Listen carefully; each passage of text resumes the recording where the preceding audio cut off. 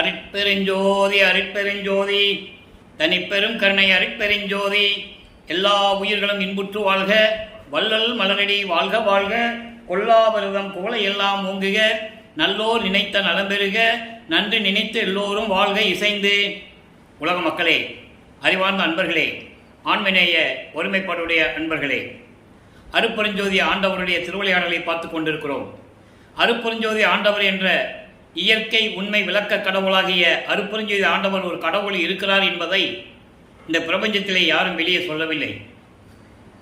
சமயங்களும் மதங்களும் மார்க்கங்களும் சூழ்ந்திருந்த காலகட்டங்களில், அதாவது ஆதியும் அந்தமில்லா தோன்றியவன் அருட்பெருஞ்சோதி, சுயமாக தோன்றிய இறைவன் பிரபஞ்சத்தை படைத்து, உலகங்களை படைத்து, உலகங்களை இயக்கக்கூடிய பத தலைவர்களை படைத்து, பிரம்மன், திருமால், ருத்திரன், மகேஸ்வரன், சதாசிவம் போன்ற பதத்தலைவர்களை படைத்து, அவங்களுக்கு தேவையான 5 தொழில்களையும் கொடுத்து இந்த பிரபஞ்சத்தை இயக்க கட்டளையிட்டார்கள் அருட்பெருஞ்சோதி ஆண்டவர். அருட்பெருஞ்சோதி அகவலிலே வல்லற்பமானவர்கள் தெளிவாக கூறுவார்கள். 1ஆம் திருமுறைகளை திருவுடை புகழ்ச்சியிலேயும் உண்டு. சிருட்டி தலைவரை, சிருட்டி அண்டங்களை அருள் தலைவர் வகுத்து அருட்பெருஞ்சோதி. இது பிரம்மனுக்கு. காவல் செய் தலைவர்களை, காக்கும் அண்டங்களை ஆவகை அமைத்த அருட்பெருஞ்சோதி, இது திருமால். அழித்தல் செய்யும் தலைவரை, அவர் அண்டங்களை அழுக்கற அமைத்த அருட்பெருஞ்சோதி, இது ருத்திரனுக்கு. மறைத்தல் செய்யும் தலைவரை, மறைக்கும் அண்டங்களை அரபலை வைத்த அருட்பெருஞ்சோதி, இது மகேஸ்வரனுக்கு. இப்படி ஒவ்வொருத்தங்களுக்கும் எப்படி உலகங்களை படைத்தார், எப்படி அருளை கொடுத்தார் என்பதை திருவெட்பாவிலே இருந்து நாம் பார்த்து கொண்டிருக்கிறோம்.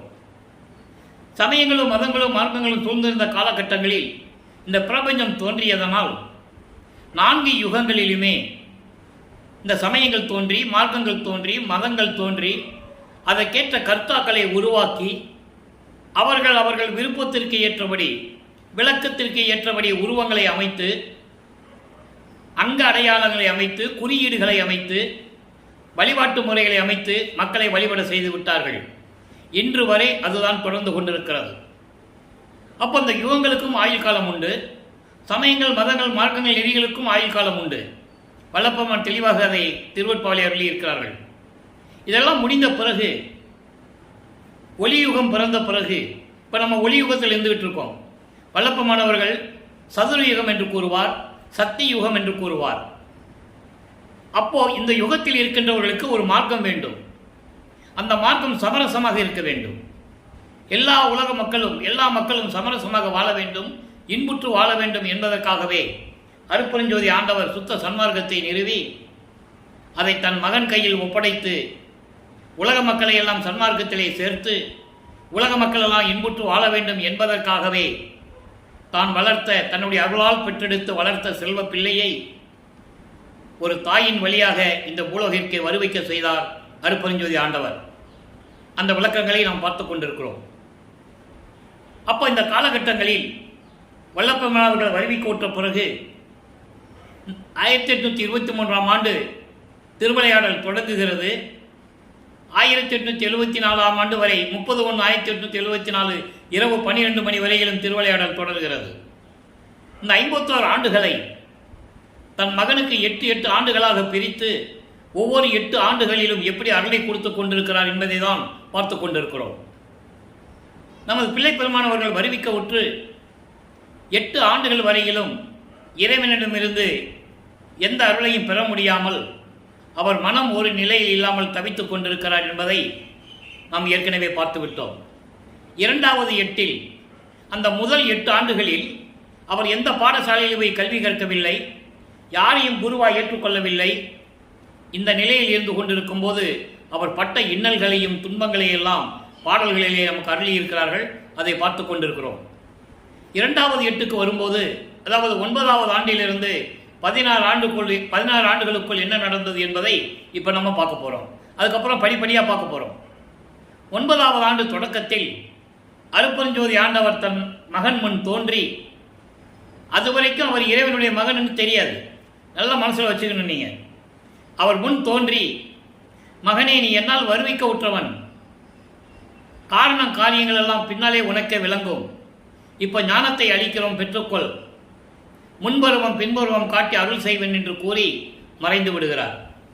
அதன் பிறகு இவருக்கு மறைப்பு நிலை ஏற்படுகிறது. சமயங்களும் மதங்களும் மார்க்கங்களும் சூழ்ந்திருந்த காலகட்டங்களில் அதனுடைய நெறிமுறைகளை பின்பற்றி கொண்டிருக்கிறார். சங்கற்ப விகற்பங்களில் ஈடுபட்டு கொண்டிருக்கிறார். சங்கற்ப விகற்பங்கள் என்பது சைவ சமயத்துக்கு திருநூறு அடையாளம். அந்த பாட்டு விளக்கங்களை நம்ம பார்த்துருக்கோம், நேற்று பார்த்தோம், இன்னைக்கு பார்க்க போகிறோம். சைவ சமயத்தினுடைய அடையாளம் என்ன? திருநீர் பூசுவது, உத்திராட்ச மாலையை போட்டுக் கொள்வது, தாடி வளர்த்துக் கொள்வது, காவி உடை அணிந்து கொள்வது, இப்படி பல நிலைகள் உண்டு. அப்போ இந்த நிலையில் இருக்கும்போது வல்லப்பமானவர்களும் நமச்சிவாயா, ஓம் சிவாய நம, சிவாய நம, சிவசிவாய் என்று சொல்லி இறைவனை வழிபட்டுக் கொண்டிருக்கிறார். அப்போ அவருக்கு அருட்பெருஞ்சோதி ஆண்டவர் யாருன்னு தெரியாது, சுத்த சன்மார்க்கம் என்னன்னு அவருக்கு தெரியாது. அந்த நிலையில் இருக்கும்போது இவர் சமயங்களிலும் மதங்களிலும் மார்க்கங்களிலும் எப்படி பின்பற்றி கொண்டு இறைவனிடம் முறையீடு செய்கிறார் என்பதை பார்க்க போகிறோம். இப்போ வல்லற்பமானவர்கள் 2வது எட்டில் இருந்து கொண்டிருக்கிறார். ஈரட்ட 16, 9வது ஆண்டிலிருந்து 16 ஆண்டுகளுக்குள் என்ன நடந்தது என்பதை கவனமாக கேட்டுக்கிட்டு வாங்க. 1ஆம் திருமறை திருவருள் முறையீடு, அதில் இன்னைக்கு 197வது பாடலை பார்க்க போகிறோம். மொத்தம் 232 பாடல்கள். ஒவ்வொரு பாடலிலிருந்தும் இறைவனுடைய திருவிளையாடல் எப்படி நடக்கிறது என்பதை தான் பார்த்து கொண்டிருக்கிறோம். வெம்பெருமானுக்கு கை கொடுத்து ஆண்ட மிகவும் கருணை எம்பெருமானுக்கு விண்ணப்பம். தேவர் இளம்பிடியார் தம் பெருமானுக்கும் சார்மலை மானுக்கும் சாற்றும் மங்கை செம்பெருமானுக்கும் என் தாய்க்கும் நான் பணி செய்யே. இது பாடல் விளங்காது, அற்புதமான பாடல். இறைவன் கொடுத்த விளக்கம் பாருங்க. வெம்பெருமானுக்கும் கை கொடுத்து ஆண்ட மிகவும் கருணை எம்பெருமானுக்கு, அதாவது அடர்ந்த கானகத்தில் காட்டில் சினம் கொண்டு வருகின்ற ஒரு கொடிய மானை அடக்கி தன் கையில் அடைக்கலம் கொடுத்தவர். ஒரு மானை கையில் பிடிச்சிட்டு இருப்பார். நீங்கள் சிவபெருமானுடைய படத்தை பார்த்தீங்கன்னா தெரியும். அப்படி சினம் கொண்ட கொடிய மானுக்கு தன் கையில் அடைக்கலம் கொடுத்து ஆட்கொண்ட மிகுந்த கருணை உடைய எம் பெருமானுக்கு, என் இறைவனுக்கு நான் வைக்கும் விண்ணப்பம் என்னவென்றால், முறையீடு செய்கிறார். பதிகத்தினுடைய தலைப்பே திருவருள் முறையீடு. வருவிக்க உற்றவன் என்ற நிலை தெரியும், இறைவனுடைய மகன் என்று தெரியும், உலகியலிலே ஒரு தாயின் கருவறையிலே வளர்க்கப்பட்டு வந்தார் என்று தெரியும். அப்போ இறைவனிடம் முறையீடு செய்கிறார். சினம் கொண்ட கொடிய மானுக்கு அடைக்கலம் கொடுத்து விட கருணை மிகுந்த இறைவனே, என்னுடைய விண்ணப்பத்தை கேள். என்னவென்றால், யானை முகம் கொண்ட கடவுள் விநாயகனுக்கும், அதான் சொல்றாருங்க, தேவர் இளம்பிடியார் என்பது யானைக்குட்டி, யானை கன்றுக்குட்டி. தேவர் இளம்பிடியார் என்பது விநாயகன். யானை முகம் கொண்ட விநாயகனுக்கும் சார்மலை மானுக்கும், குன்றின் மேல் அமர்ந்திருக்கின்ற முருகனுக்கும். ஏன்னா இவர் அப்படி சொல்லிதான் ஆகணும். சிவபெருமான் சொல்லணும், முருகன் சொல்லணும், விநாயகன் சொல்லணும், பார்வதின்னு சொல்லணும், எல்லாம் சொல்லிதான் ஆகணும். ஏன்னா இவர் சைவ சமயத்தில் இருந்து வழியால் அந்த நெறிகளை பின்பற்றி கொண்டிருக்கிறார். பிரமனையும் திருமாலையும் போற்றி பாடியதில்லை. திருவற்பவள வரவே வராது. அதை நீங்க நல்ல மனசுல வச்சுக்கணும். மற்ற இங்க உலகத்தில் தோன்றிய அத்தனை பேரும் யாரை வேணா வச்சு பாடுவாங்க. ஆனால் இங்கே திருவற்பாவிலே இவர் சமயங்களையும் மதங்களையும் மார்க்கங்களையும் சார்ந்திருந்த போது சிவபெருமான், தியாகராஜ பெருமான், நடராஜன், மாசிலாமணி, சொக்கநாதன் இப்படிதான் சொல்லுவார். அப்போ ஒரு சினம் கொண்ட மானுக்கு கையில் அடக்கம் கொடுத்த இறைவனே, உனக்கும் யானை முகம் கொண்ட விநாயகனுக்கும் குன்றின் மேல் அமர்ந்திருக்கின்ற மலை மேல் அமர்ந்திருக்கின்ற முருகனுக்கும், அதோடு மட்டுமல்ல என் உள்ளங்கையில் கனி போன்று விளங்கிக் கொண்டிருக்கின்ற உனக்கும், என் தாய்க்கும், யாருக்கு? உமையாளுக்கும் மெய்ப்பொருளாகிய உனக்கும் என் தாயாகிய உமையாளுக்கும் என் வாழ்நாள் முழுவதும் தொண்டு செய்ய எனக்கு அருள்வாயாக. புரியுதா உங்களுக்கு? இப்போ இந்த நிலையில் இருக்கும்போது இந்த பாடலை முறையீடு செய்கிறார், இறைவனிடம் முறையீடு செய்கிறார். ஏதாவது அருளை கொடுக்க மாட்டார்ன்ற ஒரு ஏக்கத்தில் தான். ஒரு பிரயோஜனம் இல்லை. அவரை காதலியே வாங்கிக்கிறது இல்லையே சிவபெருமான். ஏன்னா ஆண்டுகள் இன்னும் இருக்கு, கடந்து போகணும். அருட்பெருஞ்சாண்டவர் தன் மகனை பக்குவப்படுத்த வேண்டும். சமயங்களிலும் மதங்களிலும் மார்க்கங்களிலும் இருக்க செய்து அதன் நெறிமுறைகளை பின்பற்றி கொண்டு அப்புறம் இதெல்லாம் இல்லை பொய்ன்னு சொல்லணும். அதை ஞானசரியில் சொல்லுவார், சாதியும் மதமும் பொய்யே அவற்றில் புகுதாதீர் சிவமொன்றே பொருளென கண்டறிமின் உடைந்த சமயக்குள்ளே நின்று எழுந்து உணர்மில் அறியா ஒரு நெறியாம் சன்மார்க்க திருநெறி பெற்று வந்தே. கொடிப்பாட்டில் சொல்லுவார், கொடியேற்றி பேருபதேசம் பண்ணும்போது கொடிப்பாட்டில் சொல்லுவார், வெறிக்கும் சமய குழியில் விழவிழந்தேன் தன்னை விழாத வகை மறித்து ஒரு பேரறிவளித்த வள்ளல் கொடி என்று கூறுவார். ஆக அந்த நிலைக்கு வரும்போது அதை கூறுவார். இப்போ சமயங்களிலும் மதங்களிலும் மார்க்கங்களில் தெரிந்து கொண்டு திருநூறு பூசிக்கொண்டு உத்தராட்ச மலையை போட்டுக்கிட்டு சிவசிவா சண்முகா அப்படின்னு சொல்லிட்டு இருக்கிறார். அதை நீங்கள் புரிஞ்சுக்கணும். இப்போ இந்த நிலையில் இருக்கும்போது உங்களுக்கெல்லாம் நான் தொண்டு செய்யணும். எல்லாம் ஒரே குடும்பத்தை சேர்ந்தவங்க, சிவபெருமான், விநாயகன், முருகன், பார்வதி, ஒரே குடும்பத்தை சேர்ந்தவங்க. உங்கள் குடும்பத்துக்கு நான் தொண்டு செய்யணும்னு சொல்கிறார். அதான் சொல்கிறாரு, நான் பணி செய்ய செய்ய எனக்கு அருளை கொடுன்னு கேட்குறாரு. உங்களுக்கெல்லாம் நான் பணிவிட செய்ய வேண்டும், தொண்டு செய்ய வேண்டும், அதற்கு எனக்கு அருள வேண்டும் என்று கூறுகிறார். இப்போ ஞானம் கிடைத்து விட்டது, திருவொற்றியூருக்கு போறாரு. மனம் போக சொல்லுது. அங்கே அருட்பெருஞ்சாண்டவர் உள்ளத்தை தூண்டி விடுகிறார். இவர் மனம் அங்கே போக சொல்லுது, திருவொற்றியூர் சொல்லுகிறார். 2ஆம் திருமுறை உருவாகிறது. நான் ஏற்கனவே கூறியது போல 113 பதியங்கள், 1207 பாடல்கள். ஒவ்வொரு பாடலிலும் இறைவனுடைய நிலையையும் இவருடைய மனநிலையையும் அருளை எப்படியாவது பெற வேண்டும் என்ற ஒரு ஏக்கத்தையும் அந்த பதியங்களிலே நமக்கு அருளியிருப்பார்கள். இப்போ நாம் இதுவரையிலும் 22 பதியங்களை பார்த்து விட்டோம். நீ எவ்வளவோ நம்ம கடக்க வேண்டியது இருக்கு. இன்னும் 2-3 வருஷம் போகணும். நம்ம அது வரைக்கும் இறைவனுடைய திருவிளையாடல் சொல்லி தான் ஆகணும். இப்போ 23வது பதியம். இந்த 22 பதியங்களுடைய சுருக்கம். இவர் சென்னையிலே ஏழுகிணர் தெருவில் வீராசாமி மலைய தெருவிலிருந்து அந்த வீட்டிலிருந்து இவர் அங்கே திருவொற்றியூருக்கு போகணும். தியாகராஜ பெருமானை பற்றி பாடணும். ஒரு பிரயோஜனம் இல்லை.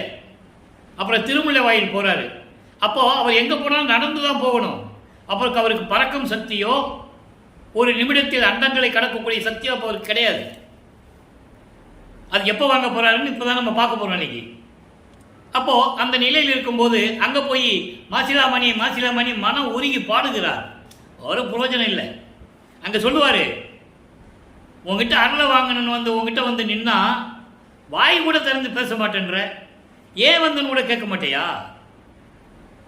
ஏண்டா மகனை இப்படியெல்லாம் அலையிற, அது கூட கேட்க மாட்டியா நீ அப்படின்லாம் கேட்பார். அற்புதமான பாடல்கள் தான் நம்ம பார்த்தோம். அதுக்கப்புறம் அங்கேயும் பிரயோஜனம் இல்லை, எந்த விதமான பலனும் இல்லை. திருவள்ளித்தாயின்னு ஒரு இடம் இருக்குது, சென்னைக்குள்ளேயே இருக்குது. அங்கே போகிறார். அங்கே போய் நின்னா அங்கேயும் ஒரு பிரயோஜனம் இல்லை. கந்த துணியை கட்டிக்கிட்டு இருக்க, நீயும் எனக்கு கொடு, நானும் கத்திக்கிட்டு அப்பனும் பிள்ளையும் சேர்ந்து நடு ரோட்டில் நிற்போம் அப்படின்லாம் சொல்லுவார். அற்புதமான பாடல்களை நம்ம பார்த்தோம். இப்போது இந்த பதிகங்களெல்லாம் போய் இப்போ 23வது பதிகம் நல்லா பாருங்க. அதாவது திரு சாதன தெய்வத்திறம் என்ற பதியத்தில் 2வது பாடல். அதாவது இறைவனுடைய அருளுடைய தன்மை இருக்கிற வல்லமை, அது எப்படியாவது வாங்கிடணும். அந்த நோக்கத்தில் இந்த பதியத்தை நமக்கு அருளி இருக்கிறார்கள். நல்லா கவனிங்க, இறைவனை எப்படியெல்லாம் சொல்கிறாருன்னு பாருங்க. சுத்த சன்மார்க்கத்தை பெற்ற பிறகு ஒரே பேர் தான் அருட்பெருஞ்சோதி, ஒரே கடவுள், ஆதியும் அந்தமில்லா தோன்றிய இறைவன். அப்போ தான் சொல்லுவார், அப்போ தான் அவருக்கு மெஞ்ஞானம் கிடைக்கும். இந்த பிரபஞ்சத்தை தோன்றியத்தில் யாருக்குமே மெஞ்ஞானம் இல்லை. அதனால தான் சுத்த சன்மார்க்கம் இருக்கிறது தெரியாது, அருட்பெருஞ்சோதி ஆண்டவர் யாருன்னு தெரியாது. அந்த விளக்கத்தை இன்னைக்கு நம்ம பார்க்க போகிறோம். இப்போ பாருங்க, கண் நுதலே நின் அடியார்த்தம் நோக்கேன், கண்மணி மாலைக்கு எனினும் கனிந்து நில்லேன். கண்மணி மாலைக்கு எனினும் கனிந்து நில்லேன். பன்னுதல் சேர் திருநீற்று கோலம் தன்னை பார்த்தேனும் அஞ்சுகளே பயனிலாமே. நுண்ணுதல் சேர் உடம்பெல்லாம் நாவாய் நின்று நபிகின்றேன். என் கொடிய நாவை அந்தோ எண்ணுதல் சேர் கொடும் தீயால் சுடினுமன்றி என் செய்யினும் போதாதே எந்தாய் எந்தாய். நான் ஏற்கனவே கூறியது போல அன்பர்களே, இறைவனுடைய திருவிளையாடலை ஒரு கதையாக சொல்லுவார்கள். புராணங்களிலும் காவியங்களிலும் எத்தனையோ திருவிளையாடல்களை சொன்னார்கள். சைவ சமயத்தை சேர்ந்தவர்கள் சிவபெருமானை சொன்னார்கள், வைஷ்ணவ சமயத்தை சேர்ந்தவர்கள் திருமாலை பற்றி சொன்னார்கள், பிரம்மனை பற்றி இந்திரனை பற்றி எல்லாம் சொன்னார்கள், சூரியனை பற்றி சொன்னார்கள், முருகனை பற்றி சொன்னார்கள். கௌபார சமயத்தை சேர்ந்த தலைவன் முருகன், கானாபத்திய சமயத்தை சேர்ந்தவன் விநாயகன், அவங்களுடைய திருவிளையாடலாம் சொன்னாங்க. ஏன் அருப்பஞ்சாண்டோட திருவிளையாடல் சொல்ல முடியல? சொல்லல, மெஞ்ஞானம் இல்லை. அந்த பாடல் எல்லாம் பின்னால் விளக்கம் சொல்லுவாரு, நம்ம பார்க்க போறோம். பிரம்மனுக்கு திருமாலுக்கே மெஞ்ஞானம் இல்லாதனால்தான் அடிய முடிய பார்க்கவில்லை என்று கூறுவார். இப்ப இந்த பாடலுடைய விளக்கம் பாருங்க. நெற்றிக்கண் உடைய இறைவனே, உனது அடியார்களை நான் பார்க்க மாட்டேன், பார்த்ததில்லை, பார்த்தாலும் பார்க்காத போல் சென்று கொண்டிருந்தேன். எப்படி சொல்றாரு பாருங்க. அவர்கள் அணிந்திருக்கும் உத்ராட்ச மாலை, அதான் சொல்றாங்க கண்மணி மாலை என்று சொல்லுகிறார். கண்மணி மாலை, உத்ராட்ச மாலையையும் பார்த்தும் கூட ஐயோ அடியார்கள் செல்லுகிறார்களே என்று கூட நான் நின்று பார்க்க மாட்டேன். நான் வாட்டுக்கு போயிட்டு இருப்பேன். எல்லா பலன்களையும் தருகின்ற திருநூறு பூசிய கோலத்தையும் பார்த்து பயப்பட மாட்டேன். அதாவது பக்தி வராதுன்னு சொல்றாரு. உடம்பெல்லாம் திருநூறு பூசிட்டு உத்திராட்ச மாலையை போட்டுக்கிட்டு உன் அடியார்கள் போனாங்கன்னு வச்சுக்கோங்களேன், நான் சட்டப்பண்ண, அதாவது எதுவுமே மனசில் நான் வச்சுக்க மாட்டேன். அது ஒரு பொருட்டாகவே நான் நினைக்க மாட்டேன். பயபக்தியே எனக்கு இல்லைன்னு சொல்லுகிறார். பக்தியே நான் இல்லாமல் இருந்து கொண்டிருந்தேன். பயனில்லாத உலக ஆசையில் சிக்கி உன்னாலே வருவிக்க உற்று உலக ஆசையிலே சிக்கி உடம்பெல்லாம் கூசுகின்ற அளவிற்கு இந்த வாயால் தீயவைகளையே பேசிக் கொண்டிருக்கிறேன். உன்னை பற்றி பேசுவதில்லை, உன்னை பற்றி பாடுவதில்லை, உன் அடியார்களை பார்த்து கூட நான் மகிழ்ந்து பேசுவதில்லை. இந்த பாவி உலகில் உன்னால் வருவிக்க உற்று உடம்பெல்லாம் வாயாகி உடம்பெல்லாம் பொய்யாகி தீய சொற்களையே நான் பேசிக்கொண்டிருக்கிறேன். அப்படிப்பட்ட எனது கொடுமையான இந்த நாக்கை ஐயோ நினைத்தபடியெல்லாம் எரியும் தீயால், கொடிய தீயால் சுட்டாலும் என்ன செய்தாலும் போதாது. தன்னை தாழ்த்தி கொள்ளுகிறார், மனம் வெம்புகிறார். அந்த அருளை ஏன் எனக்கு கொடுக்கவில்லை என்று கேட்கிறார். இந்த நாக்கை தீயால் சுட்டா கூட போதாது, தாய் உள்ளம் கொண்ட இறைவனே எனக்கு விரைவில் வந்து அருள்வாயாக என்று சொல்லி இந்த பாடலை நமக்கு அருளியிருக்கிறார்கள். ஆக மக்களே, வல்லப்பெருமானவர்கள் வருவிக்க உற்று நமது பிள்ளை பெருமானவர்கள் 16 ஆண்டுகள் வரையிலும் இறைவனிடமிருந்து எந்த அருளை பெற முடியாமல் எப்படியெல்லாம் மனநிலையில் இருந்தார் என்பதை நாம் பார்த்து கொண்டிருக்கிறோம். அதோடு மட்டுமல்ல, வருவிக்க உற்றதனால் ஏற்பட்ட சொந்தங்களினால் ஏற்பட்ட மனஸ்தாபங்கள், மன கஷ்டங்கள், ஏளன பேச்சுகள், கேலி கிண்டல்களை எல்லாம் தாங்கிக் கொண்டு நமது பிள்ளை பெருமான் அவர்கள் இருந்து கொண்டிருக்கிறார்கள் 16 ஆண்டுகள் வரைக்கும். இப்போ 3வது எட்டில் அடியெடுத்து வைக்கிறார். 24 17வது ஆண்டிலிருந்து 24 ஆண்டுகளுக்குள் என்ன நடந்தது என்பதை 3ஆம் திருமுறையிலிருந்து பார்த்து கொண்டிருக்கிறோம். 3ஆம் திருமுறையிலே மொத்தம் 19 பதியங்கள், இதுவரை 16 பதியங்களை பார்த்திருக்கிறோம். 16 பதியங்களுடைய ஒரு சுருக்கம். தியாகராஜ பெருமானை பற்றி போற்றி போற்றி பாடினாலும் கூட எந்த விதமான அருளை பெற முடியாமல் இவள் மனநிலையில் இருந்து கொண்டிருக்கும் போது தன்னுடைய மனக்குமுறல்களை, மனத்தினுடைய இருக்கின்ற துன்பங்களையும் துயரங்களையும் நாரையிடம் சொல்லி தூது அனுப்புகிறார். தியாகராஜ பெருமானுக்கு பதில் இல்லை. கிளிகளையும் தூது அனுப்புகிறார், பலன் இல்லை. ஒரு குறைச்சி பெண்ணிடம் போய் குறி கட்டுகிறார், குறியும் ஓடவில்லை, எந்த பதிலும் கிடைக்கவில்லை. அதன் பிறகு ஜோதிடம் பார்க்க செல்லுகிறார், அங்கேயும் எந்த விதமான பலனும் இல்லை. இந்த நிலையில் இருந்து கொண்டிருக்கும் போது செவிலித்தாய் கூறுவதையெல்லாம் மனதில் வைத்துக் கொள்ளாமல் அதை மனம் சொல்லுகிறது அவரிடம், அதற்கு பதில் சொல்லுகிறார். 17வது பதியத்திலே 16 பதியங்களுக்கும் ஏற்பட்ட விளக்கங்களுக்கு 17வது பதியத்திலே பதில் கூறுகிறார். தன்னை தலைவியாகவும் இறைவனை தலைவனாகவும் உருவகம் செய்து உள்ளத்தை மனதை செவிலித்தாயாக உருவகப்படுத்தி உலக மக்களுக்கு தெரிவித்துக் கொண்டிருக்கிறார் நல்லா கவனிங்க. அற்புதமான பாடல், அற்புதமான பதிகம். 24 ஆண்டுகள் வரைக்கும் இறைவனிடமிருந்து எந்த அருளை பெற முடியாத நமது பிள்ளை பெருமான் அவர்கள் அவருடைய மனநிலையை எப்படி கூறுகிறார் என்பதை நீங்கள் உன்னிப்பாக கவனிக்க வேண்டும். மான்கொள் கரத்தார் தலைமாலை மார்பில் அணிந்தார் என்றாலும்,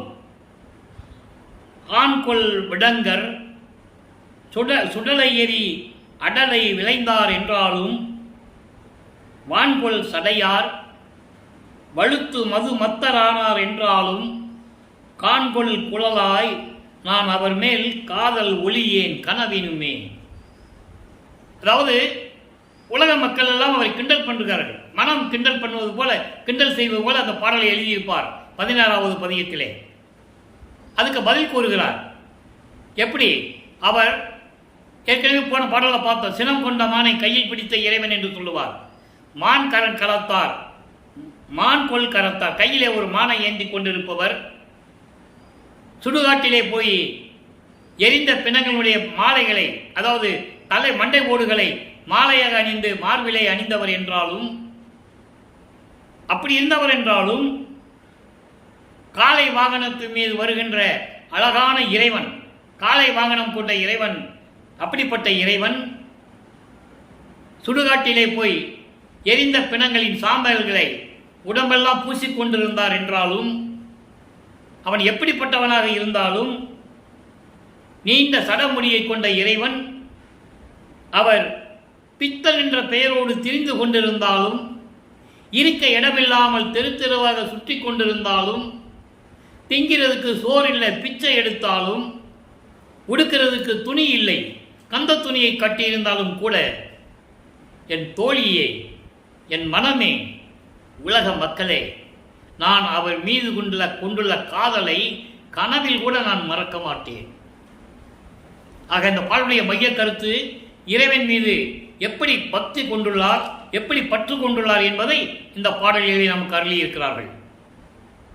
இப்போ மூன்று எட்டுகளில், அதாவது 24 ஆண்டுகள் வரைக்கும் வல்லப்பமானவர்கள் இறைவனிடமிருந்து எந்த அருளை பெற முடியாமல் தவித்துக் கொண்டிருக்கிறார்கள். இதன் பிறகு 4வது எட்டில் அடியெடுத்து வைக்கிறார். 4×32 25வது ஆண்டிலிருந்து 32 ஆண்டுகளுக்குள் என்ன நடந்தது? அந்த 8 ஆண்டுகளில் ஒரு அற்புதமான இடம் இது. இந்த 8 ஆண்டுகள் தான் ரொம்ப அற்புதமான இடம்.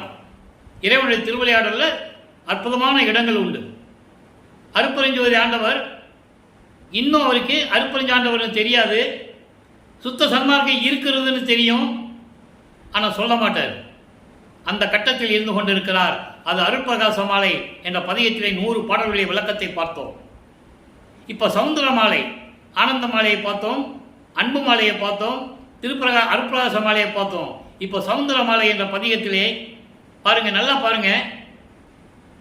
எப்பயுமே நீங்க புராணங்களில் கேட்டிருப்பீங்க, ஒரு அருளாளர், இறைவனால் படைக்கப்பட்ட அருளாளர் எத்தனையோ பேர் இருக்கிறாங்க. அகஸ்தியன், ஞானசம்பந்தர், திருநாவுக்கரசர், சுந்தரன், வாதபுரான் என்ற மாணிக்க வாசகர், ஏன் பட்டினத்தார், எல்லா பேரும் இருக்கிறாங்க.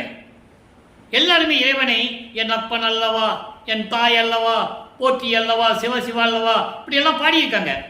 இறைவன் அருளை பெற்று பாடியிருக்கிறார்கள், நம்ம இல்லைன்னு சொல்ல முடியாது. அந்த காலகட்டங்களில் இவர்களை பற்றி பாடும்போது பார்வதி சொல்லுவாள், எல்லாரும் உங்களை பற்றியே பாடிட்டு இருக்காங்க, என்னை பற்றி யாரும் ஒரு வார்த்தை கூட சொல்றதில்லை. அப்படி ஒரு நிலை புராணங்களிலே உண்டு. அதே போல இங்கேயும் அப்படிதான். சிவகாமி வள்ளி கூறுகிறாள், உங்க பையன் உங்களை பற்றியே பாடிட்டு இருக்கான், என்னை பற்றி ஒரு வார்த்தை கூட சொல்றதில்லை. அப்படிங்கும்போது சவுந்தர மாலை உருவாகிறது. அதில் ட்ரிக்ஸ் பாருங்க. அந்த அம்மாவை பற்றி சொன்ன மாதிரி இருக்கும், அதே நேரத்தில் இறைவனை பற்றி சொன்ன மாதிரி இருக்கும். அதே காலகட்டத்தில் இறைவனிலிருந்து எப்படியெல்லாம் அருளை பெற்றுக் கொண்டேன் என்றும் கூறுவார். சவுந்தர மாலை நல்லா கவனிங்க, பாடலை சொல்லிடுறேன், அதுக்கப்புறம் விளக்கம் எளிமையாக இருக்கும். சிற்றிடையும் பெருமாட்டி தேவர் தொழும் பதத்தால் சிவகாமி வள்ளியோடு சிறந்த மணிப்பொதுவில் உற்றிடை நின்று இலங்குகின்ற நின் வடிவை கொடியேன் உண்ணுந்தோறும் உளம் இலகி தட தல என்று உருகி மற்றிடையில் வலியாமல் ஆடுகின்றது என்றால், வழி அடிய விழிகளினால் மகிழ்ந்து கண்ட காலம் பற்று எடையாது ஆங்கே அவர்களுக்கு இருந்த வண்ணம் தன்னை யார் பகர்வாரே? பகர்வாரேல் பகவன் நிகர்வாரே. அதாவது எல்லா தேவர்களும் வணங்கக்கூடிய என் அம்மை, என் தாய் சிவகாமி வள்ளியோடு, இப்போ அந்த அம்மா பேரையும் சொல்லியாச்சு, சிவகாமி வள்ளியோடு அங்கே திருச்சிற்றம்பலத்திலே வெட்ட வெளியிலே நடுவே நின்று கொண்டு இருக்கின்ற உனது திருவடிவை இந்த கொடியேன் பார்த்தபோது நினைத்த போதெல்லாம் உள்ளம் உருகி தல என்று உருகி ஆடுகின்றது. எப்படியா? மற்றிடையில் வலியாமல், அதாவது ஒரு நிலையில் இல்லாமல் ஆனந்த கூத்தாடுகிறது. உன்னை பார்த்துட்டேன். எப்படி நிலையில?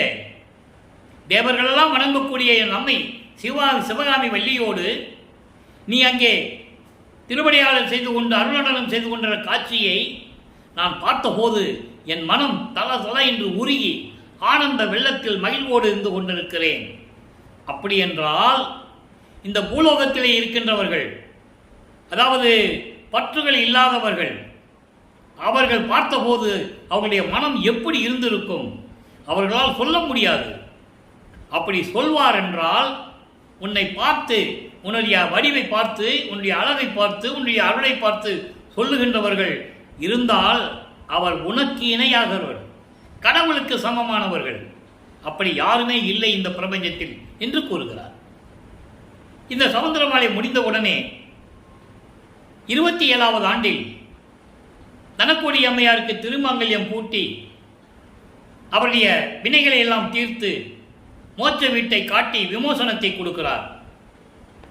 அதன் பிறகு அந்த திருமணத்தின் போது திருமால் பிரம்மன் ருத்திரெல்லாம் அமர்ந்திருந்து வாழ்த்த வந்திருக்கிறார்கள். தன்னை வாழ்த்துவதற்கு தன்னுடைய தந்தையும் தாயும் வரவில்லை என்று இவர் மனம் ஏங்குகிறது. இதெல்லாம் உண்டு, பாடலில் உண்டு, விளக்கங்கள் நான் நிறைய கொடுத்திருக்கேன். அப்போ இந்த நிலையில் இருக்கும்போது வல்லப்பவனுடைய இந்த நிலையை உலக மக்களுக்கு யாரும் தெரிவிக்கவில்லை. பொதுப்படையாக பேசினார்கள். அக்கா மகளை கல்யாணம் பண்ண சொன்னாங்க, இவர் முடியாதுன்னு சொன்னார்.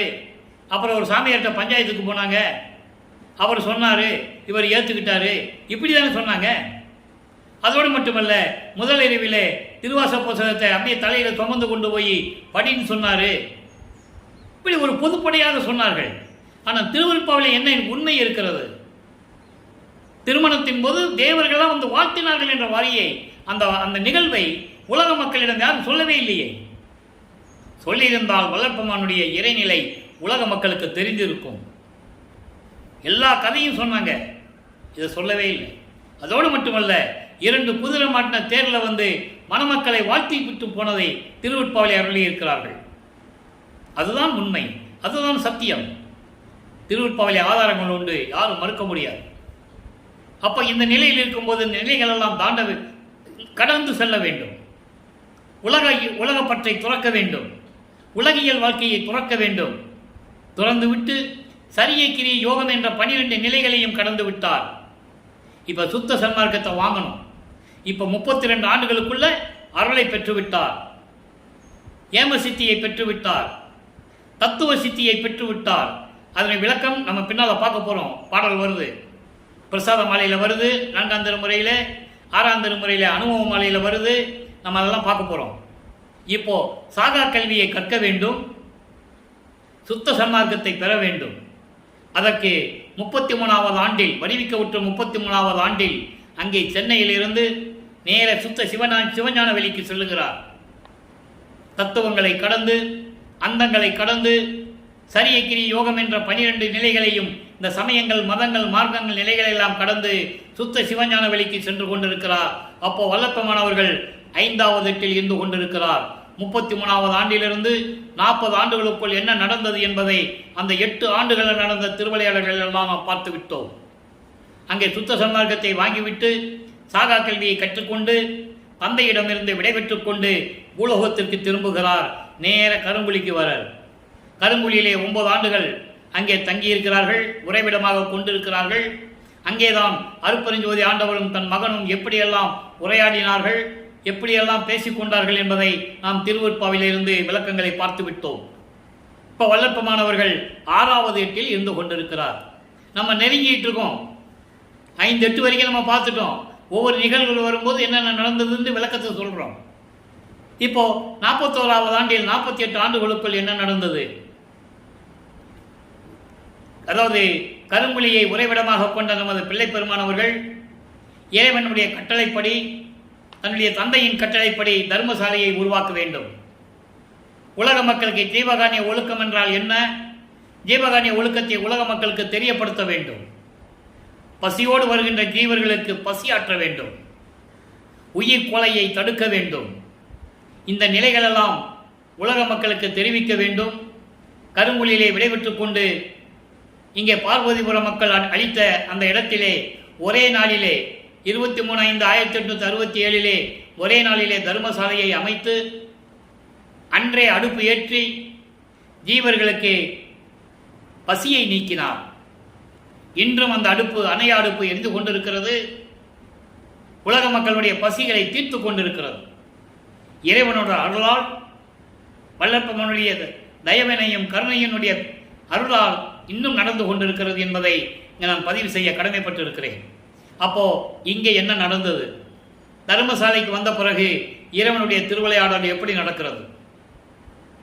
இனிமே அந்த பேலன்ஸ் 3 வருஷம் இருக்குல்ல, 48 போக 3 வருடங்கள் இருக்கு. அது மேட்டுக்கு சித்தி வளாகத்தில் என்ன நடந்தது என்பதை பின்னால் பார்க்க போறோம். இன்னும் தர்மசாலையை கட்டினாரு, பசியாற்றுறாரு, அங்கே இருக்கிறார். அப்போ அங்கே இருக்கும்போது என்னென்ன நடந்தது? இறைவனுடைய திருவிளையாடல் எப்படியெல்லாம் நடந்தது? பெருவழியை பார்த்துட்டாரு, பெருவழியை உண்டாக்கணும், பெருவழியை கைப்பற்றணுன்றதை விட அது எப்படியாவது வாங்கணும். இவர் நினைச்சிருந்தா எப்படி வேணா வந்திருக்கும். ஆனால் அது இயற்கை உண்மை விளக்கத்திற்கு முரண்பாடாக இருக்கும் என்பதற்காக முறைப்படி உலகியலிலே என்ன செய்யணுமோ அந்த வழியாக போக வேண்டும். அதனுடைய நிலையை நம்ம பின்னால் பார்க்க போகிறோம். இப்போ தர்மசாலையில் இருக்கும்போது 1869ஆம் ஆண்டு கடலூரிலே மஞ்சக்குப்பம் என்ற இடத்தில் இருக்கின்ற உயர் நீதிமன்றத்திலே, அங்கே இருக்கின்ற நீதிமன்றத்திலே வழக்கு தொடர்ந்தார்கள். சமயங்களும் மதங்களும் மார்க்கங்களும் சார்ந்தவர்கள், ஜாதியின் மீது பற்று கொண்டவர்கள், அதை விட்டு வெளியே வர முடியாதவர்கள் வழக்கு தொடர்ந்தார்கள். வழக்கினுடைய நோக்கம், இதை எழுதிய திருவருட்பாவை மறுவருட்பா என்று அறிவிக்க வேண்டும். திருவருட்பாவை எழுதியவர் எந்த பாடசாலையிலும் எந்த கல்லூரியிலும் போய் புலமை பட்டம் பெற்றதில்லை. இலக்கணம் இலக்கியம் அவருக்கு தெரியாது. அதனால் அந்த பாடல்களை எல்லாம் தடை செய்ய வேண்டும். சமயங்களையும் மதங்களையும் மார்க்கங்களையும் மிகவும் சாடிக்கொண்டிருக்கிறார். மதங்களையும் மார்க்கங்களையும் சாடிக்கொண்டிருக்கிறார். உலக மக்களிடம் வேறுபாட்டை ஏற்படுத்திக் கொண்டிருக்கிறார். இதை தடை செய்ய வேண்டும் என்று சொல்லி நீதிமன்றத்திலே வழக்கு தொடர்ந்தார்கள். ஆறுமுகம் நாவலர் என்ற ஒரு புலவனுடைய தலைமையிலே. கூட இருந்தவர்களெல்லாம் யாரு? மடாதிபதிகள், சங்கராச்சாரியர்கள், ஜாதிகளையும் மதங்களையும் மார்க்கங்களையும் சார்ந்தவர்கள், சைவ சமயத்தின் மீது பற்று கொண்டவர்கள், மிராஸ்தாரர்கள் எல்லாருமே உண்டு. போட்டாச்சு, நீதிமன்றத்தில் கேஸ் போட்டாச்சு, வழக்கு போட்டாச்சு. விசாரணைக்கு வரணும். நமது இறைவன் வல்லப்பெருமானவர்கள் அங்கே செல்லுகிறார். இங்கே உலகில் என்ன சொல்லுவாங்கன்னா, நடந்தே போனார், மாட்டு வண்டியில் போனார் என்னெல்லாம் சொல்லுவாங்க. அதெல்லாம் நம்பாதீங்க.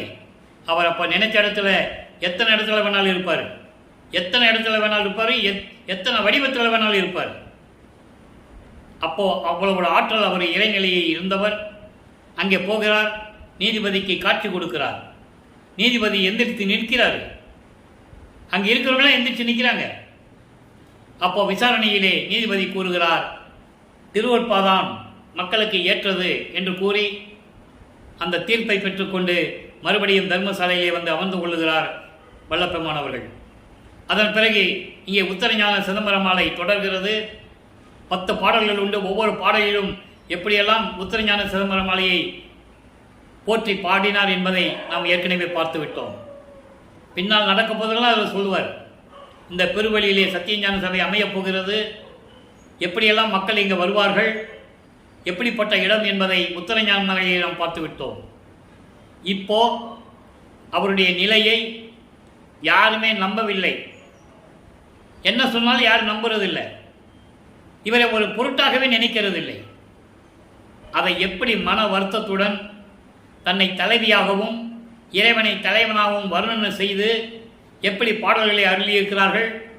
இறைவன் வருகின்ற நேரம் எது என்பதையும் உலக மக்கள் மேம்படுவதற்காக உய்ய வேண்டும், வாழ்க்கையிலே உய்ய வேண்டும் என்பதற்காக, உலக மக்கள் மேன்மடைய வேண்டும் என்பதற்காக உலக மக்களிடம் எப்படி கூறுகிறார். சுத்த சிவநிலை என்றால் என்ன, சன்மார்க்க நிலை என்றால் என்ன என்பதையெல்லாம் இன்று நாம் பார்க்க போகிறோம். நல்லா கவனிக்கணும். 6ஆம் திருமுறை பதிகம் 78 தலைவி வருந்தல் 21வது பாடல். இதுவரைக்கும் 20 பாடலுடைய விளக்கத்தை பார்த்துட்டோம். நல்லா கவனிங்க. அற்புதமான பாடல். தன்னை தலைவியாகவும் இறைவனை தலைவனாகவும், தன்னை மனைவியாகவும் இறைவனை கணவனாகவும் வர்ணனை செய்து அதனுடைய மனநிலையை, மனம் எப்படி இருக்கிறது என்பதை கூறுவார். மனம் என்பது உலக மக்களுக்கு சொல்லக்கூடிய ஒரு செய்தி. நல்ல கவனிங்க. மணவாளர் வருகின்ற தருணம் இது மடவீர். மடவீர்னா பெண்கள். இவர் தன்னை பெண்ணாக உருவகப்படுத்தி இந்த பாடலை கூறியதனால் பெண்கள் என்று சொல்லுகிறார். முதல்ல பாடலை கவனிங்க, விளக்கம் அற்புதமாக இருக்கும். மணவாளர் வருகின்ற தருணம் இது மடவீர், மறைந்திடுமின் நீவீர் என்றேன். மறைந்திடுமின் நீவீர் என்றேன். அதனாலோ அன்றி, அதனால் மட்டும் இல்லை, எண்ணம் ஏது நுமக்கு, எண்ணம் ஏது நுமக்கு, என்னைத்தான் யார் தடுக்கக்கூடும் என்று உரைத்தேன். அதனாலோ எதனாலோ அறியேன். குணம் குண நீடு பாங்கியவள் எம் இறையை நினையார். குணம் கொண்டால் வளர்த்தவளும் பணம் விண்டால் ஆனாள். மனநீடு புலல் மடவார் குண நீடுகின்றார். வள்ளல் நடராயர் திருவுள்ளம் அறிந்திலனே. பாடலுடைய மைய கருத்து, அதாவது உலக மக்கள் என்னை எவ்வளவு ஏளனாக பேசினாலும் மானம் போன வழியெல்லாம் விடுத்தேன்னு சொல்லுவார். ஞானம் சரியில்லை. ஏன் சொன்னார்? அவர் யாருன்னு மதிக்கிறது இல்லை. கூட இருந்த மாணாக்கர்களும் சரி, சுற்றி இருந்த நட்பு வட்டார்களும் சரி, அவர் ஒரு இறைநிலையில் இருக்கின்றவர் யாருமே நினைக்கலையே. நினைச்சிருந்தாருன்னா அவர் எதிர்பார்க்கிறாரு, கூட கூட்டு போயிருப்பாரு. சாதாரண ஒரு அருளாளர்களால் கூட்டு போனாங்க. இவருக்கு அந்த தகுதி இருந்தது, ஆனால் போகக்கூடிய தகுதி யாரிடம் இல்லை. அதான் உண்மை. அது பாடலிலே கூறுவார். நெய்யர் விளையப்பில் பாடல் இருக்கு, அவ்வளவு அற்புதமாக இருக்கும். ஆனால் அந்த நிலையில் இருக்கும்போது இவர் சொல்றார் பாருங்க, இறைவன் வருகின்ற நேரம் வந்து விட்டது, நீங்களாம் கொஞ்சம் ஒதுங்கி இருங்க. ஏன் ஒதுங்கி இருக்க சொன்னாரு? அந்த சூட்சமான விளக்கம் இருக்குல்ல. ஏன்னா இவங்கள் சமயங்களையும் மதங்களையும் மார்க்கங்களையும் சார்ந்து கொண்டு ஜாதிகளின் மேல் பற்று கொண்டு இருந்தவர்கள். அதனால சொல்றாரு. அதனால இவர் மேல எல்லாருக்கும் வெறுப்பு இருந்தது. வெறுப்பை வெளியே காட்ட முடியல அவங்களால. நல்லா நீங்க புரிஞ்சுக்கணும். ஏன் இவரை சுத்தி சுத்தி இருந்தாங்கன்னா ஏதாவது பலன் கிடைக்கும் என்றுதான் இருந்தார்கள். அதுதான் உண்மை. அப்போ இவர் சொல்லி இருக்கும்போது அவங்க பற்றுகள் இருக்கிறதுனால நீங்க கொஞ்சம் விலகி இருங்க, இறைவன் வருகின்ற நேரம் வந்துருச்சு அப்படின்னு சொன்னேன். அது மட்டுமல்ல, உங்களுக்கு ஒரு நல்ல எண்ணமே கிடையாது. எண்ணம் ஏது நுமக்கு, நல்ல எண்ணமே கிடையாது உங்களுக்கு. நான் என்ன சொன்னாலும் நம்ப மாட்டேன்றீங்க. இறைவன் வரலாறுன்னு சொல்றேன், அதையும் காதில் வாங்கிக்க மாட்டேன்றீங்க. ஜாதிகளை விட்டுட்டு இருங்கன்னு சொல்றேன், கேட்க மாட்டேன்றீங்க. இந்த அங்காடையாங்கள் வேண்டாம், திருநூறு பூச வேண்டாம், உத்தராட்சி மாலையை போட வேண்டாம், உத்தராட்சி மாலையை கழுத்தில் மாட்ட வேண்டாம்னு சொல்றேன், கேட்க மாட்டேன்றீங்க. அப்போ இறைவன் வரும்போது நீங்கள் கொஞ்சம் ஒதுங்கி இருங்கன்னு சொன்னேன். அதனால என் மேலே வெறுப்பு உண்டாயிது அவங்களுக்கு. உங்களுக்கு மனமே இல்லை. ஆனால் என்னை யாரும் தடுக்க முடியாது என்று சொன்னேன். அதனாலவோ எதனாலவோ தெரியல, என் மனம் என் பேச்சை கேட்க மாட்டேன்று. எப்படி? குணநீடு பாங்கியவள் என் இறையை நிலையார். என்னுடைய மனம் கூட என்னுடைய இறைவனை பற்றி நினைப்பதில்லை, மனம் ஏற்றுக்கொள்ளவில்லை என்று சொல்லுகிறார். காரணம் அவர் நிலை, அவர் மனநிலை அவ்வளவு வருத்தத்தில் இருந்தது. யாரும் நம்மளை நம்ப மாட்டேன்றாங்க, நம்ம சொல்றதையும் கேட்க மாட்டேன்றாங்க. வெளியே அவர் சொல்லவும் முடியாது, ஆனால் சொல்லிட்டாரு. இறைநிலையில் இருக்கிறது அவருக்கு தெரியும், எல்லாருக்குமே தெரியும். இருந்தாலும் இவர் அவர் ஒரு பொருட்டாக யாரும் நினைக்கல. அந்த வருத்தத்தை தான் இந்த பாடலில் சொல்றார் என்பதை இங்கே நான் பதிவு செய்ய கடமைப்பட்டிருக்கிறேன். அப்போ மனம் கூட ஏற்றுக்க மாட்டேன்றது, என் இறைவனை பற்றி நினைப்பதில்லை. அந்த நேரத்தில் என்னை வளர்த்தவள் இருக்கிறாளே சிவகாமி வள்ளி, அவ கூட ஏதோ பறி கொடுத்தது போல, பணம் விண்டால் தங்கத்தை பறி கொடுத்தது போல, என்னமோ செல்வங்களை எல்லாம் பறி கொடுத்தது போல முகத்தை வச்சுக்கிட்டு இருக்கா. அவ்வளவு சரியாய் கூட பேசுறது இல்லை, நான் சொல்றது என் நம்புறது இல்லை. இப்படி வெறுப்பில் எல்லாமே இருந்து கொண்டிருக்கிறார்கள். அதே நேரத்தில் இங்கே இருக்கின்ற மக்கள் எல்லாம், இங்கே பெண்கள்னு சொல்றாரு, பெண்கள் என்பது மக்கள், மக்கள் எல்லாம் என்னை ஏளனமாக பேசுகிறார்கள், கேலியும் கிண்டலும் செய்கிறார்கள். இது உண்மை. செவி வெளி வந்த செய்திகள் எல்லாம் உலகிலே சொல்லுவார்கள். இங்க பாரு, வெள்ளை ட்ரெஸ் போட்டுட்டு வெள்ளை துணியை போட்டு முக்காடு போட்டு ஒரு சாமியார் போது பார், கொக்கு மாதிரி போறார் பார், அப்படியெல்லாம் பேசி இருக்கிறார்கள் என்பதை செவி வெளி வந்த செய்திகள் எல்லாம் உண்டு. அதை இங்கு பாடலிலே சொல்லுகிறார், என்னை ஏளனமாக பேசினார்கள். இப்படிப்பட்ட நிலையில் நான் இருந்து கொண்டிருக்கிறேன். அப்ப அவர் எங்க இருக்கிறாரு? தர்மசாலையிலே இருக்கிறார். தர்மசாலையில் இருப்பாரு. திடீர்னு அவங்க அப்பா வர சொன்னார்னா சுத்த சிவஞான வெளிக்கு அண்டங்களை கடந்து வெளிகளை கடந்து போயிட்டு இருப்பாரு. ஆனா இங்க இருக்கிறவங்க என்ன சொல்லுவாங்க? அவர் எங்க சுத்த போனாருன்னு தெரியலப்பா, போனா 3 மாசம் ஆகும், 4 மாசம் ஆகும், அவருக்கு எங்க இருக்காரு யாருக்கு தெரியும் என்று சொல்லுவார்கள். ஆனா அவர் என்ன சொல்றாரு? நான் அண்டங்களை கடந்து சென்று கொண்டிருக்கிறேன், தத்துவங்களை தனித்தனியாக கடந்தேன், தத்துவாதீத மேலையில் சித்தியல் முழுதும் தெரிந்தேன், அவை மேல் சிவநிலையை தெரிந்திட சென்றேன். ஏன் அகவலே சொல்லுவாரே, ஏழா நிலைமைசை ஏற்றி எந்தனைக்கு 6 காட்டிய அருப்பெருஞ்சோதின்னு சொல்லுவாரு. அப்புறம் கடத்திய அருப்பெருஞ்சோதி என்று சொல்லுவார். 7 நடுமேல் ஏற்றி இன்று இந்தனைக்கு 6 கடத்திய அருப்பெருஞ்சோதி. எல்லாம் அகவலிலே உண்டு, படிச்சிருக்காங்க, ஆனால் சொல்ல மனது இல்லை. இறைவனை பற்றி யார் சொன்னார்கள்? ஒரு ஆள் கூட ஒரு வரி கூட சொல்லலை, பொதுப்படையாக பேசினார்கள். ஐயா வந்தாரு போனாரு, ஐயா சொன்னாரு, இப்படிதான் சொன்னாங்க. அவர் பிரபஞ்சத்தை இயக்கி கொண்டிருக்கிறார். 30/1/1874 இரவு 12 மணியிலிருந்து இந்த உலக உயிர்களை படைத்தது யார்? வள்ளல் பெருமான் என்பதை ஏன் சொல்லல? அவரே சொல்றாரு, ஐந்தொழிலை நான் தான் செய்து கொண்டிருக்கிறேன் என்று. அப்போ இந்த நிலைகள் எல்லாம் மாறும்போது அடுத்த பதியத்தில் சொல்றார் பாருங்க, 103 பதிகம் தலைவி கூறுதல் 4வது பாடல். இவர் என்ன சொல்றார்? தலைவி என்பது வள்ளல் பெருமானார்கள் உலக மக்களுக்கு என்ன சொல்றார்? நல்லா பாருங்க. உள்ளுண்ட உண்மையெல்லாம் நான் அறிவேன், என்னை உடைய பெருந்தகை அறிவார், உலகிடத்தே மாயை கல்லுண்ட சிற்றினத்தார், சிற்றினத்தார் யாது அறிவார், எனது கணவர் திருவருவு இந்த காலையிலாம் கண்டாய், நல்லுண்ட மாளிகையை மங்களங்கள் நிரம்ப நன்கு புனைந்து அலங்கரிப்பாய், நான் மொழிந்த மொழியை தள்ளுண்டு இங்கு ஐயமுறேன், நடத்து இறைவரானை, சத்தியம் சத்தியம் மாதே சத்தியம் சத்தியமே.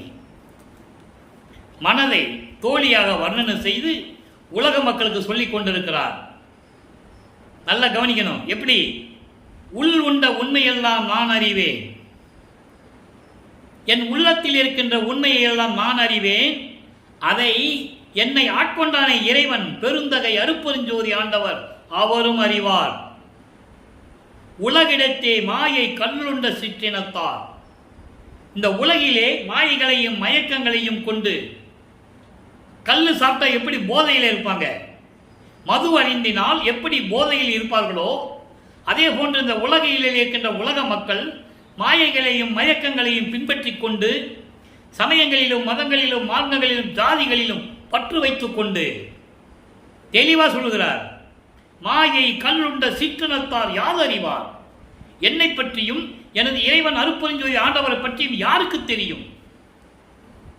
கள்ளு சாப்பிட்டு மது சாப்பிட்டு போதையில் இருப்பது போல உலகியலிலே மாயைகளையும் மயக்கங்களையும் சுமந்து கொண்டு சமயங்களையும் மதங்களையும் மார்க்கங்களையும் பற்றில் வைத்துக் கொண்டு ஜாதிகளின் அடிப்படையில் இருந்து கொண்டிருக்கின்றவர்களுக்கு எப்படி தெரியும்? யார் அறிவார்? எனது கணவர் திருவரவு இந்த காலையிலாம் கண்டாய். எனது கணவர் என்று சொல்லுகிறார் இறைவனை, அதாவது எனது இறைவன் என்ற இதிலே சொல்லுகிறார். இவரை தன்னை பெண்ணாக உருவகப்படுத்தி பாடலை எழுதியதனால் கணவர் என்று சொல்லுகிறார். அவர் இன்னைக்கு காலையில் வருவதை நீ பார்க்க போகிறாய். உலக மக்கள் சொல்றாரு, இன்னைக்கு காலையில் வருவாருன்னு சொல்றாரு. யாருமே நம்பல. அங்கதான் இருக்குது விஷயம். அந்த மனநிலையை, மன குமுறலை, அந்த கோபத்தை வெளிப்படுத்துகிறார் நமது இறைவன் வல்லற்பமானவர்கள். அதோடு மட்டுமல்ல, அந்த மனதிடம் சொல்லுகிறார் பாருங்க உலக மக்களுக்கு. மனம் என்பது உலக மக்கள் நல்லா புரிஞ்சுக்கணும். நல்லுண்ட மாளிகையை மங்களம் நிரம்ப நன்கு புனைந்து அலங்கரிப்பாய். உலக மக்களே, தீயவகையை சுமந்து கொண்டு சமயங்களிலும் மதங்களிலும் மார்க்கங்களிலும் ஜாதிகளிலும் ஈடுபட்டு கொண்டு மனதை அசுத்தப்படுத்தி விட்டீர்கள். நீங்கள் சுத்த சன்மார்க்கத்துக்கு வாருங்கள். மனதை சுத்தப்படுத்துங்கள், மனதை அலங்கரியுங்கள், இறைவனை ஏற்றுக்கொள்ளுங்கள் என்று சொல்லுகிறார். நல்லுண்ட மாளிகையை மங்களங்கள் நிரம்ப நன்கு புனைந்து அலங்கரிப்பாய். மனதிடம் சொல்லுவது போல உலக மக்களுக்கு சொல்லுகிறார். சுத்த சன்மார்க்கத்தை பெற்றுக்கொண்டு தீய வகைகளை அகற்றி உங்கள் மனதை அலங்காரம் செய்து கொள்ளுங்கள். அப்படின்னு என்ன? மனதை சந்தோஷமாக வைத்துக் கொள்ளுங்கள், இன்புற்று வாழுங்கள். அதான் சொல்றாரு, அகத்தை கருத்து புறத்தை வெளுத்திருந்த உலக அனைவரையும் சகத்தை திருத்தி சன்மார்க்கத்தை அறிவித்திட. அதை தான் இங்க சொல்றாரு. நல்லா புரிஞ்சுக்கணும். அவரும் இகத்தே பரத்தை எல்லாம் பெற்று மகிழ்ந்திடுவதற்கென்றே என்னை உகத்தே இறைவன் வருவிக்க உற்றேன், அருளை பெற்றேனே. யாரும் இறைவன் வருவிக்க உற்றார் வளர்ப்பம் என்று சொல்லவே இல்லை. முதல் மாணாக்கர் என்று சொல்லப்பட்ட வேலாயுதம் அவர்களிடமிருந்து கடைசி வரைக்கும் இன்று மேடையிலே பேசுகின்றவர் வரைக்கும் அவர் இறைவனால் வருவிக்க உற்ற இறைவன் என்று யாரும் சொன்னதில்லை. மருதூரில் பிறந்தாரு. ராமையா பிள்ளைக்கும் சின்னையம்மையாருக்கும், அதுவும் ராமையா பிள்ளைக்கு 6வது மனைவி, அவருக்கு 5வது பிள்ளையாக பிறந்தார். சிதம்பரத்தில் போய் பேர் வச்சாங்க. அவருக்கு பேர் வச்சது சிதம்பரமா? இல்லை. மருதூர் பக்கத்தில் பின்னலூர்னு ஒரு கிராமம், அங்கே ராமலிங்கேஸ்வரர் கோயில்னு ஒரு கோயில் இருக்கு. அங்கே தான் அவருக்கு பேர் வச்சு மொட்டை அடித்து காது குத்தி கடுக்காம போட்டாங்க. நீங்கள் அங்கே போய் கேட்டு பாருங்க, வரலாறு உண்டு. சிதம்பரத்தில் சிதம்பர ரகசியத்தை பார்த்தது நமது பிள்ளை பெருமானவர்கள்.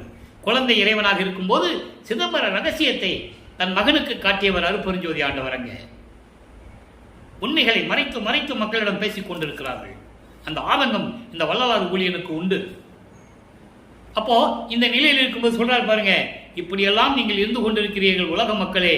நான் சொல்லுகின்ற வார்த்தை இருக்கிறதே, இது சத்திய வாக்கு. நான் மொழிந்த மொழியை கல்லுண்டு, அதாவது விலைக்கு வைக்காமல் ஏதோ பேசிட்டு இருக்காருன்னு நீங்க நினைக்காதீங்க. உலக மக்களே, நான் சொல்றது எல்லாம் இவன் ஏதோ பேசிட்டு இருக்கிறான்னு நீங்க நினைக்காதீங்க.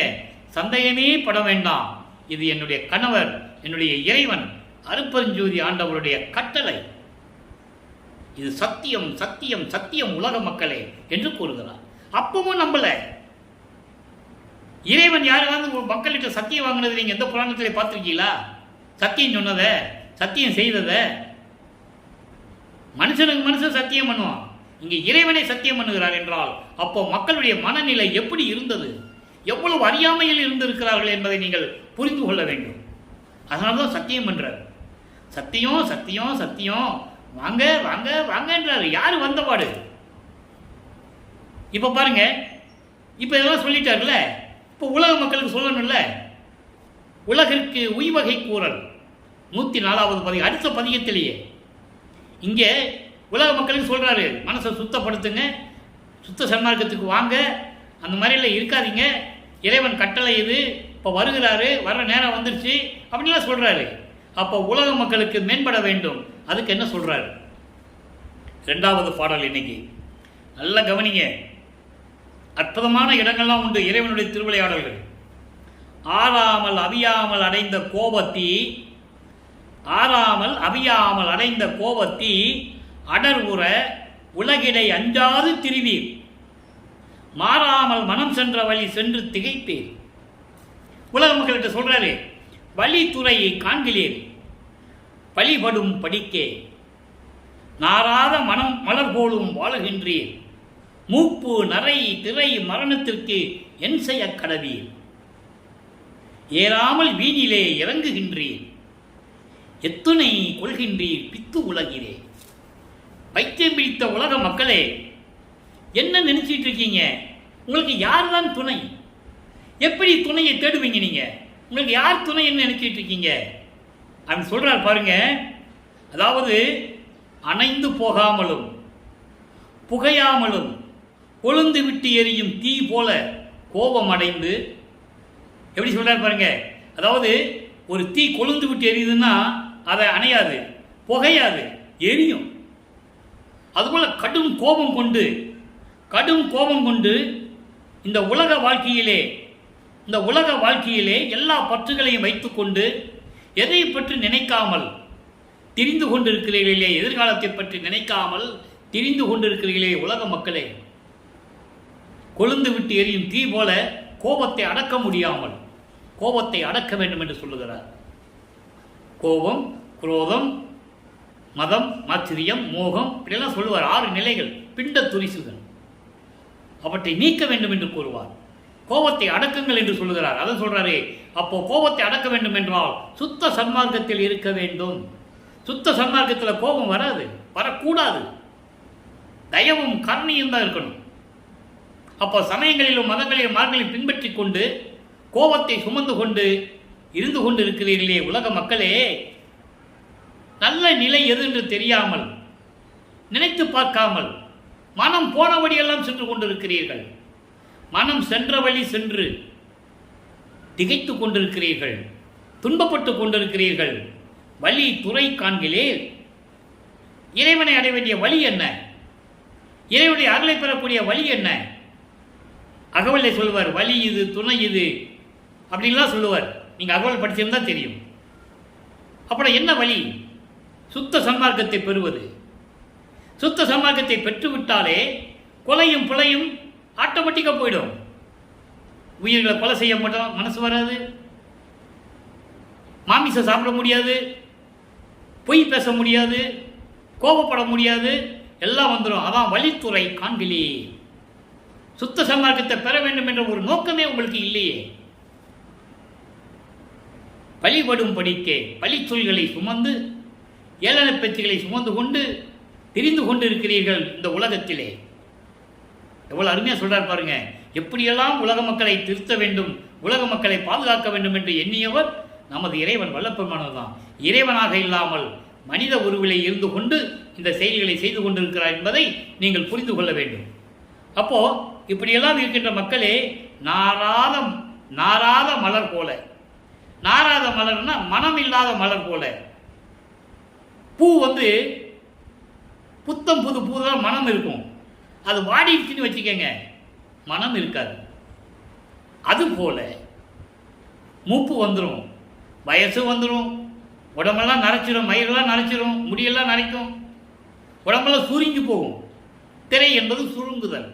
தசையெல்லாம் சுருங்கி போகும், முடியெல்லாம் நரைச்சிடும், வயசாயிடும், மரணமும் வந்துடும். அப்போ என்ன செய்வீங்க கேட்குற?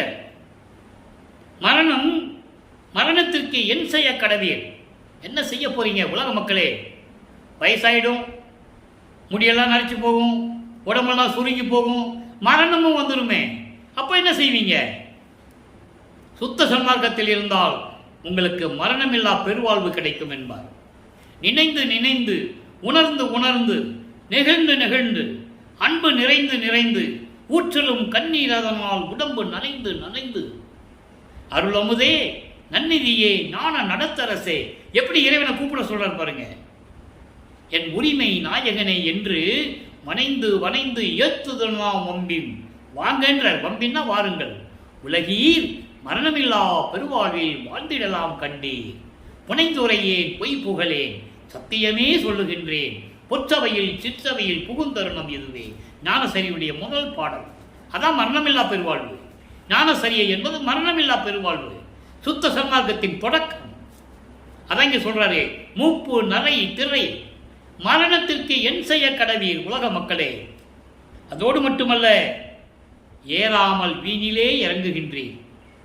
சுத்த சன்மார்க்கத்தை பெற்றுக்கொண்டு வாழ்க்கையில் முன்னேறுங்கள் என்று சொன்னால், நான் அப்படியெல்லாம் வரமாட்டேன், நான் கீழ்நிலையிலே இருந்துக்கிறேன்னு சொல்றீங்களே, நியாயமா உலக மக்களே?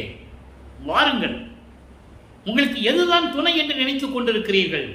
சுத்த சன்மார்க்கம், அருட்பெருஞ்சோதி ஆண்டவர் தான் நமக்கு துணை, வாருங்கள் வாருங்கள் என்று கூறுகிறார். அடுத்து பாருங்க, சுத்த சிவநிலை 106வது பதிகம், சுத்த சிவநிலை. இன்னைக்கு அதில் 12வது பாடல் என்ன சொல்றார் பாருங்க. நானே தவம் புரிந்தேன், நானே தவம் புரிந்தேன் நான் நிலத்தீர். ஏன் இங்க நான் நிலம் சொல்றாரு? பூலோகத்தை தான் சொல்றாரு. ஏன் நான் நிலம் சொல்றாரு? நிலத்துக்கு, பூலோகத்துக்கு 5 திணைகள் உண்டு. குறிஞ்சி, முல்லை, மருதம், நெய்தல், பாலை. இதில் நெய்தலை விட்டுருங்க, கடலும் கடல் சார்ந்த இடம், அங்கே போய் மனிதர்கள் வாழ முடியாது. உயிரினங்கள் வாழும், நீரில் வாழக்கூடிய உயிரினங்கள் மற்ற உயிரினங்களும் உள்ள வாழும். அதனால நான் நிலத்தீர் என்று சொன்னார்.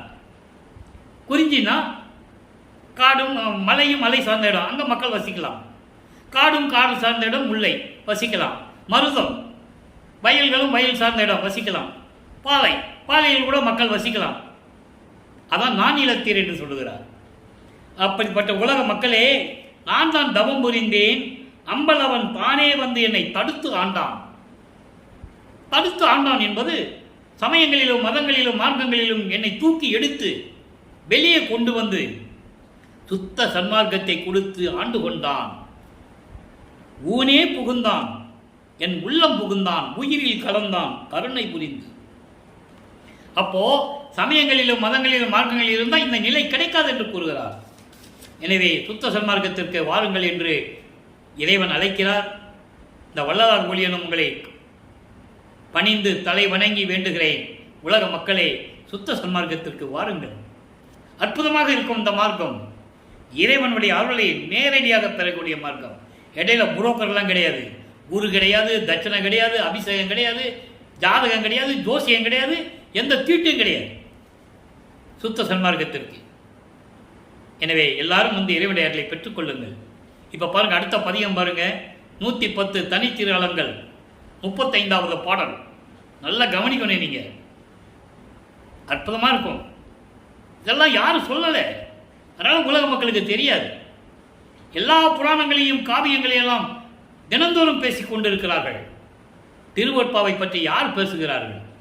அதெல்லாம் கிடையாது. இங்க பாருங்க, எப்படியெல்லாம் சொல்வார் பாருங்க. முந்தை நாள் அயர்ந்தேன் அயர்ந்திடேன் என என் முன்னர் நீ தோன்றினாய். முந்தைய நாள் அயர்ந்தேன் அயர்ந்திடேன் என்று என் முன்னர் நீ தோன்றினேன். இறைவனுடைய திருவிளையாடல் சொல்றாரா? சும்மா சொல்லல அவரு, நல்லா நீங்க புரிஞ்சுக்கணும். முந்தைய நாள் என்பது நான் வருவிக்க உற்று 32 ஆண்டுகள் வரையிலும், வருவிக்க உற்று 32 ஆண்டுகள் வரையிலும் நான் துன்பப்பட்டேன், அயர்ந்து போனேன். அதை தான் நம்ம 1ஆம் திருமுறையில் பார்த்துக்கிட்டு இருக்கோம். 1ஆம் திருமுறையில் ஒரு பாடல், 2ஆம் திருமுறையில் பாடல், 3ஆம் திருமுறையில், 4ஆம் திருமுறையில், 6ஆம் திருமுறையில் ஒவ்வொரு பாடலுக்கு விளக்கம் பார்த்துட்டு இருக்கோம். அதை இங்க ஒரே வரியில சொல்றேன். முந்தைய நாள் நான் அயர்ந்தேன், உன்னால் வருவிக்க உற்று இந்த பூலோகத்திற்கு 32 ஆண்டுகள் வரையிலும் நான் பட்ட துன்பங்கள் கொஞ்ச நஞ்சமா? இதை மெய்யருள் வியப்பிலே கூறுவார். 12 ஆண்டு தொடங்கி இற்றைய பகல் வரை இந்த படியிலே நான் பட்ட பாடு நினைக்கில் கல்லும் கரையும் இரும்பும் உருகும். எப்படியெல்லாம் சொல்லுவார் தெரியுமா? அப்படி நிலையில் நான் இருக்கும்போது, பயப்படாதே மகனே, கவலைப்படாதே என்று என் முன் தோன்றினாய். அங்கே இறைவனுடைய திருவிளையாடல் சொல்றாரு, அருட்பெருஞ்சாண்டவர் முன்னே தோன்றினாய். ஐயோ, அந்த நாள் தொடங்கி மகிழ்ந்திருக்கிறேன். 33வது ஆண்டில் நான் வருவிக்க உற்று 33வது ஆண்டில் நான் அங்கு சுத்த சிவஞான வெளியிலே உன்னிடமிருந்து சுத்த சன்மார்க்கத்தை பெற்ற பிறகு அந்த நாள் தொடங்கி 33வது ஆண்டிலிருந்து அந்த நாள் தொடங்கி மகிழ்ந்து இருக்கின்றேன். அப்பனே, ஐயனே, அரசே, இந்த நாள் எனக்கு கவலை இல்லை, துன்பம் இடர் இல்லை, பயமெல்லாம் என்னை விட்டு ஒளிந்திட புரிந்தாய். என்ன பயம்? நல்லா பார்க்கணும். இந்த பாடல் உருவாகும் போது வல்லப்பெருமானவர்கள் தர்மசாலையிலே இருந்து கொண்டிருக்கிறார்கள். இந்த பயம் என்ன? எல்லாம் சொல்லுவாங்க நமக்கு மரண பயம் இருக்கக்கூடாதுன்னு. அது இல்லை. ஜீவகாண்டிய ஒழுக்கத்தில் வருகின்ற பயம் என்ன பயம்? சிறு தெய்வங்களை பார்த்து பயப்படக்கூடாது. சமயங்களிலும் மதங்களிலும் மார்க்கங்களிலும் நம்ம இல்லாமல் இருக்கிறோமே, அந்த சிறு தெய்வங்களை நம்மளை ஏதாவது பண்ணிடுமோ, அந்த பயம் இருக்கக்கூடாது. எதுவுமே பயம் இருக்கக்கூடாது. இறைவன் மீது மட்டும்தான் பற்று இருக்கணும். பசி, பிணி, தாகம், இச்சை, எளிமை சொல்றாரா? பயம், கொலை, 7 பிரிவா சொல்லுவார். அந்த பயம்தான். அந்த பயம் இருக்கக்கூடாது. அந்த பயம் இருக்கக்கூடாது. ஏன் அந்த பயத்தை சொன்னாரு? இப்போ இருக்கிறவங்களாம் ஏன் அந்த பயத்தில் இருக்கிறாங்க? நேராக வடலூருக்கு வர வேண்டியதானே. இருக்கிற எல்லா இடத்துக்கும் போயிட்டு வருவாங்க. பெருமையாக வேற சொல்லுவாங்க, நான் சிதம்பரத்துக்கு போயிட்டு வந்தேன் அப்படிம்பாங்க. சிதம்பரத்துக்கு போகக்கூடாதுன்னு தானே உத்தரசாலம் சிதம்பர மாலை இங்கே உருவாக்குனது. உத்தரஞான சிதம்பரத்தை ஏன் உருவாக்குனாரு? அது தேவையில்லை. அதை சைவ சமயத்தினுடைய தலைவர்கள், அவங்களுக்கு சுத்த சன்மார்க்கம் தெரியாது. சுத்த சன்மார்க்கம் தெரியாதுன்னு சொல்லி தானே உத்தரஞான சிதம்பரத்தை இங்கே உருவாக்குனாரு. அந்த பயம் இருக்கக்கூடாது. அதுக்கு தான் இங்கே பயம் சொன்னார். அப்படி பயமெல்லாம் தவிர்த்து எந்த நாள் புரிந்தேன் இப்பேறு இங்கு எய்தற்கு உரிய மெய்தவமே. தெளிவா சொல்லிட்டாரா? ஒரே ஒரு விளக்கம். நேரம் கடந்து கொண்டிருக்கிறது. விளக்கம் சொல்ல எனக்கு நேரம் பற்றவில்லை. எத்தனை மணி நேரம் நான் சொல்லுவேன். ஆனா பார்க்கணுமே, நீங்க இதையே பார்க்க மாட்டேன்றீங்க. 1 மணி நேரமா யார் பார்க்கறதுன்னு விட்டுடுறீங்க. எவ்வளவு பெரிய உண்மைகளை சொல்லிக்கிட்டு இருக்கோம். மெய்யருள் வியப்பு பாருங்க. அங்க 35வது பாடலுக்கு இங்க 35 பாடல் விளக்கம் இருக்கு. தலைவா, எனக்கு கருணை அமுதம் தர இத்தலத்திலே தவம் செய்தேன். சுத்த சன்மார்க்க தலைவனே, உன்னிடமிருந்து சுத்த சன்மார்க்கம் பெறுவதற்காக, அதான் கருணை அமுது என்று சொல்லுகிறார். சுத்த சன்மார்க்கத்தை பெறுவதற்காக இந்த பூலோகத்திலே உன்னை நினைத்து தவம் இருந்தேன். அந்த தவமும் உன்னுடைய அருள்வளத்தால் அலைவாரதியில் துரும்பு போல அயனும் மாலும் அலைய எனக்கே அளிக்கின்றாய் மேலும் மேலும். கடல் அலையில ஒரு துரும்பு போட்டால் எப்படி அலையும்? அதுபோல பிரம்மனும் திருமாலும் உன்னுடைய அருளை பெறுவதற்காக அலைந்து கொண்டிருக்கிறார்கள். ஆனால் எனக்கே நீ மேலும் மேலும் அருளிக் கொண்டிருக்கிறாய், கொடுத்து கொண்டிருக்கிறாய் என்று கூறுகிறார். எனவே உலக மக்களே, நீங்கள்லாம் சுத்த சன்மார்க்கத்தில் இணைந்து இறைவனுடைய அருளை பெற்றுக்கொண்டு இந்த வையகத்திலே நீங்கள் வாழ்வாங்கு வாழ்ந்து நோயற்ற வாழ்வில் வாழ வேண்டும் என்று இறைவனுடைய தயவாலையும் கருணையாலையும் வாழ்த்து விடைபெறுகிறேன். இந்த வள்ளலார் ஊழியன். மீண்டும் நாளை சந்திப்போம். நன்றி, வணக்கம். அருட்பெருஞ்சோதி அருட்பெருஞ்சோதி தனிப்பெருங்கருணை அருட்பெருஞ்சோதி. நாளையும் இறைவனுடைய திருவிளையாடல் தொடரும். கண்டு மகிழ்ந்து இறைவனுடைய அருளை பெற்றுக்கொள்ளுங்கள்.